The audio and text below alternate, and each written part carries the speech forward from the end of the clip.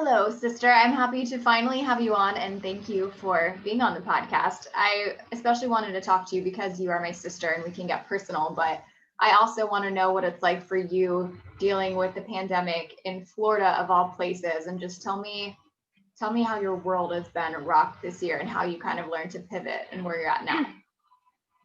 So in my career, we took a hard pivot because, as you know, I'm an attorney and a lot of my time is spent in a courtroom.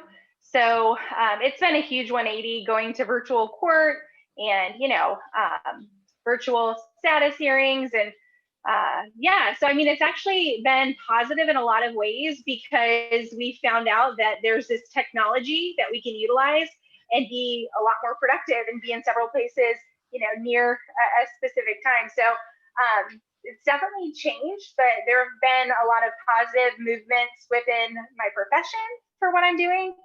But then, I miss going downtown. I miss seeing friends and, taking in all the amazing things St. Pete has to offer. But I could go on with that question. It was very open-ended. So let me know if you want to narrow it down. Well, yeah, I'm curious at how, because when you think about a list of sacrifices, I definitely say we're on the better end of things we had to miss out on, thinking of kids in college and missing out on those years, or, even just kids going to school and all those times that they need to adapt and learn to be around people and social interaction. So I know that we're the luckier ones, but it's also not easy just being so self-motivated. And tell me about your process with Zoom, with everything being online. Are you still dressing up from top to from makeup down of just the shirt of how you would in a courtroom, or what are you doing?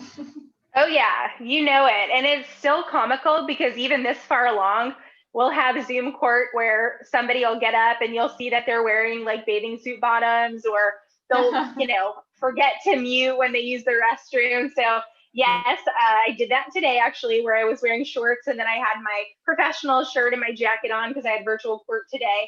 But I'm very cognizant of the fact that I was not dressed appropriately on the bottom. So I did not stand up, or if I did, I put my camera on, stopped camera. But so yeah, the Zoom thing, I mean, it was something where we switched to really, really early. So I feel like I'm a bit of an expert when it comes to Zoom now. It's just a daily, daily thing for me, and it makes life a hell of a lot easier. And it's great being able to get up, 20 minutes before I have to be in court. I put on some mascara. I've got my blue light blocker glasses that I'll use sometimes when I'm being really lazy and don't want to do eye makeup. And it's awesome in that respect. I was going to say, some people actually enjoy having to put on makeup, and even if they're going to be at home, just the act of kind of getting dressed up helps them feel like they're in a normal state. Do you like that? Or are you getting to the point where you're like, yeah, I would rather just not have to get ready today if I'm home?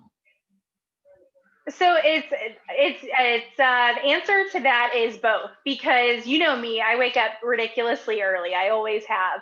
So it is really nice when I can wake up at 5 in the morning and, be in my PJs at my computer catching up on work. But then sometimes, because I am not interacting and seeing people daily, and if I don't have Zoom court or court, sometimes I do need to just get up and put makeup on for myself, because when you have that routine, it can help me sometimes to be more productive. Just you feel better when you're dressed and have the makeup on. So I get that as well. But there are many days now too where I'm in my PJs and never put on makeup throughout the day, which is kind of cool too. You're like me in that way, where we always try and set some type of schedule. But talk about your work environment. Do you have one room that's business room, and then you have like your bedroom is off limits as far as work goes, or how do you just stay sane and get yourself into the mode of work versus home when you're still at home? Yeah, for sure. So I have a home office, and I also have a brick and mortar downtown St. Pete that I pay for, and I'm probably going into the office 1 or 2 days a week now. So for the majority of the time, I'm working from my home office. Obviously, I'm not in my home office now because it's a disaster, and I don't want you to see all of the crap I have everywhere. And it's also my like Christmas present wrapping room. So that's why I'm not in there now. But it's great because I do have a fully functioning home office. So I am just as productive as I am from home as I would typically have been from my downtown office. So yeah, it's really been a combination of both. But it was a must that I have a home office with what I do. I need to be able to have all the capabilities to be fully productive from home nowadays. What's it like to be looking at the screens all day and inside? Do you have time in your day where you have to get outside? I know you have dogs, so do you walk your dog and just to get a breath of fresh air sometimes? Yeah, for sure. Ruthie Bader Ginsburg, as you know, is only a year and a half and Wait, did she you needs say a lot of Barkus? playtime. No, Ruthie Bader Ginsburg is. Oh my God, I I just thought you said were it. being funny saying Barkus, like making up a little dog joke. No, no. I have, I've got my Apple Watch that I normally wear, and it reminds me to stand up every hour, which is important because Yeah. sitting in front of the screen, you definitely can, get a little glazed, and it's definitely good to take those breaks. So 100%, I try to stay on top of that, whether it's, walking her around the block a couple times a day or going out back, just sitting out in the sun and throwing the ball with her and just taking a breather. But I definitely make an effort to make sure I do those things because absolutely it can get to be a bit much. And also, those blue light blocker glasses is pretty funny because I have good eyesight. I've never needed glasses, so that's a blessing. But I just wanted the glasses. I think that's silly, but I wanted some glasses. So I'm like, I got the blue light blocker glasses, and now I have them at my home office. I have them in my laptop bag. They are so helpful. So like when I am staring at a screen for hours on end, I used to get headaches and things, but I am definitely a proponent of them. I don't get headaches because of them anymore. I wear them all the time. No, that's really smart, and just protecting your eyes in general. I want to get into more of the red light therapy too for calming. I know that actually has a lot of health benefits, but probably pretty expensive, but maybe one day. I have heard that, yeah. Mm. So on the social aspect of things, how's it been as far as this pandemic? And I don't want to just single out Florida, but I know Florida is kind of known for maybe not taking it as seriously in some parts. So what's it been like for you of just the dynamic with friends, and have some people been safer than others, and how do you navigate that without hurting feelings but also respectful of your own? Yeah, for sure. So it's been a progression throughout the whole COVID pandemic. I mean, at first, I feel like I was super crazy and not leaving the house. And, until we learned more about it, I felt like I was being overly cautious for a period of time. And then, the whole, what do they call it? Like COVID fatigue, where people are in the house so much and they get restless. And I felt like there was also when the numbers initially started going down before we spiked again, we were going out to restaurants outdoors. We actually ate indoors at some restaurants as well. And I felt like we were being a little bit careless. So at one point, we did make a conscious effort to rein it back in, especially when we started hearing about close friends and family members getting COVID. And so I did go to a couple weddings. I did, and I think I'm fortunate that nothing happened after that. But I think I was taking some risk and chances. And even now, I mean, we are going out to eat sometimes, but we're sitting outdoors and for the most part keeping social distance. But absolutely, I have friends on both sides. The ones that don't wear masks and aren't, taking it as seriously. And I avoid those people. And then those that are, wearing their mask and want to meet outside and social distance. We have done that in certain situations. But for the most part, this is far from being over. There's been a lot of positive movement, of course, but like I think my personal opinion is the people that think it's just going to end when everyone has access to the vaccine, I don't think is realistic.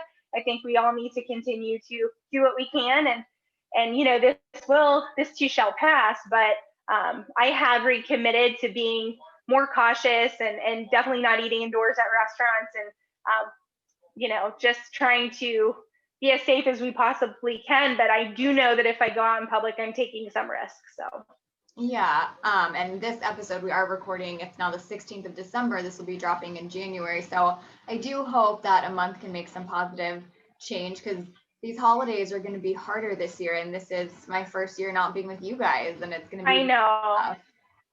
What do it you sucks that you guys aren't coming home for sure. what do you do on your daily life, your schedule to stay positive? Because fortunately you are working. Fortunately, we do have a loving family to keep us supported and friends. But do you ever have days where you wake up and you just don't feel good mentally? Where do you go to get in a healthy space? Well, as you know, Haley, there have been quite a few days that I haven't felt good lately because I am pregnant. So, it has actually, this sounds horrible, but for like it being Christmas season and COVID happening under the circumstances of me being pregnant, typically right now I'd be going to a bunch of holiday parties and and thankfully this year it's kind of like a breath of fresh air to not have the pressure and not have to do those things and not have to explain why I'm not drinking, those types of things. But I think I got a little off topic of what your question was. So can you tell me again what you asked me? Just how we stay positive, like when you wake up, and more mentally, because I know physically you're definitely experiencing things you haven't before, but maybe before pregnancy, just waking up and you're just like, I don't know why, but I'm not in a good space today. Like, what do you turn to feel better? Sure. Yeah. So as you know, I am a sole practitioner. I have my own firm. I'm my own boss, which is great. But on days like that you describe, it's not always so great because I can, maybe not be as productive, or it's harder to get motivated on days like that. But I mean, for me, I did just buy a Peloton, and that's been awesome. Like getting on the Peloton, thankfully in the last week and a half, I started feeling better. And I've started working out again and being more consistent with that. And, no matter how hard it is to get on that bike, once you finish your workout, like you always feel better and you're ready to start your day. So absolutely, doing the Peloton and getting exercise is always helpful. Going on walks. The weather's been unbelievable. So really just trying to spend time outside when I get in those moods, just really trying to self-motivate. And I'm all about the positive affirmations. Like, come on, Vanessa, we're going to be productive today. Let's go on a walk, work out, and you'll feel better. So, I mean, definitely some days are hard, whether pregnant or not, but especially pregnant. So, it's definitely a constant, a work in progress, something I'm constantly working on. So, but yeah, the beautiful weather has definitely been motivation to get outdoors. And I think that helps to keep me motivated and stay positive. For sure. I've heard statistics that people are likely to be more depressed in climates that are colder and rainier. And I 100% can see why, because I definitely feel like the weather affects my mood. So in times like this, I think it's great I'm in California. I'm very lucky too to be able to have weather that just makes you feel better the second you walk outside. And now that you are expecting, are you seeing the world any differently now? Are you planning to teach your child anything to protect or motivate? So just so you know, everybody, this is non-alcoholic. It is sparkling, non-alcoholic, sparkling something. I don't know. But I am 12 weeks and 1 day as of today. So it's still very new. I'm just to the point where we're starting to tell people. So it's just starting to set in. And I'm reading all the books and things about actually being pregnant and what to expect through pregnancy. So as far as your question goes, I have not thought about any of those things. Like we just found out today it was a boy, it's going to be a boy. So I'm sure, as I grow bigger and this all becomes more and more real, I'll start thinking about those things. But yeah, I don't know. I don't have an answer to that question yet. Yeah, and no pressure either, because this year has been so crazy that I can imagine that you're like one step at a time, just trying to figure it all out. But what's one thing that maybe you missed socially or whatever it is with COVID that you didn't expect to miss? Like what's something that you're like, I didn't realize how much I really liked that in my everyday life? Oh, going to court. I loved being in court every day and getting to see other attorneys and socializing and seeing the judges face to face. It's interesting because there is something intimate about like being on Zoom and the judge, like I'm in your face, like they know who you are. And sometimes when you're in court, it's just a line of attorneys and it's more not as intimate with getting to know judges or whatnot, but like the camaraderie with other attorneys in the community and just, being in the hallways and going from courtroom to courtroom. I love that. I love litigating and love being in court. So I definitely miss that. And as far as court goes, do you know when that might be able to happen again, as far as getting everyone in the room again? It has been such a roller coaster. We had, there were some restrictions that were lessened. And basically with the court, they started in phases. There was phase 1, 2. I think we're in 2 now. I'm not even sure, but it depended on the COVID numbers and where we were. I know they started doing, like for a while, jury trials or in-person trials were suspended.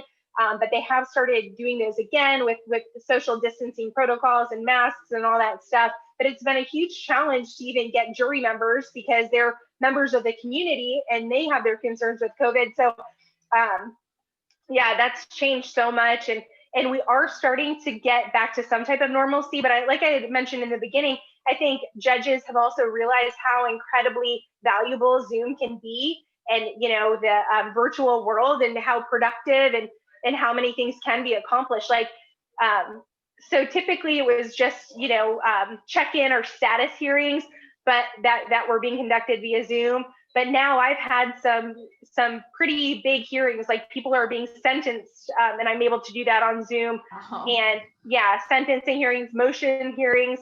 My clients always, they have to consent to that, and in some scenarios it does make more sense to do it in person. But Zoom, it can absolutely be a huge beneficial resource. So Can you imagine if you're like, and your sentencing is, and then internet cuts out and they're like, what's happening? I know. And that it's so funny too, because you see all of the like Saturday Night Live skits and people making fun of the Zoom calls, and oh, can you hear me? You're muted, you're not on. Every single Zoom call, somebody does that. Someone has their camera on, it's a weird angle, like We somebody even had doesn't that unmute their issue. microphone.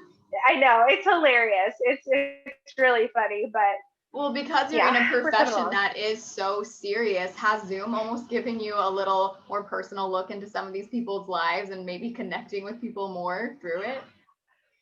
Oh, for sure. Absolutely. No, it's like one of my favorite things to see people's backgrounds and what, is going on in their house, or, why they chose their bedroom to be in court, or the closet as the background. I mean, those are definitely things that are fun for me to peek into their lives for sure.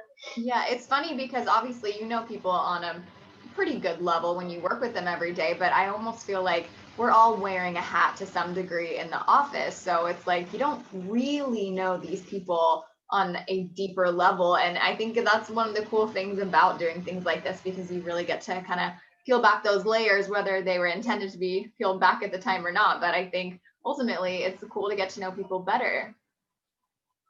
Yeah, for sure. And I agree then with that. one more question for you. I know you're about to have dinner, so I'm going to keep you forever. But what's something you do just to, whether it's a podcast or a resource, what's something you do for you that this is Vanessa time and it has nothing to do with work? It's just something that makes you happy. Yeah, for sure. I watch ridiculous reality shows. I'm super into The Bachelorette. The finale's coming up this week. You all will know by the time this airs, but like, I love to disconnect and just observe the drama on Below Deck and all these cheesy reality We're shows. so I think alike. I just love it. So yeah, that's how I disconnect. I would say like exercising, but no, I do that because I'm supposed to. But like when it comes to just like totally shutting down and not thinking about serious things, I love reality TV. And then having a fiance and puppy around probably help out too, right? Yeah, yeah. It's so funny. Sean is anti reality shows. Like I'll watch The Housewives, all these things, and he leaves. But I don't know if he'd admit this, but he likes Jersey Shore. So that's the one that No I can get him way. to watch. Really? I Oh don't even yeah, really yeah. watch that one. He'll watch Jersey Shore, which is That's hilarious. so But funny. Well, Ness, thank you. I will miss you so much this year, but I am thankful for Zoom and FaceTime and that we can always stay connected. And I'm so excited for the baby boy, baby king, to be in the family. And I hope that we stay positive for the rest of this year and we're going to get through this. not COVID positive. Yes, Not I COVID positive. agree. No, I love you, 1985. sister. I Love appreciate you. you on this year of the holidays. Bye. Bye.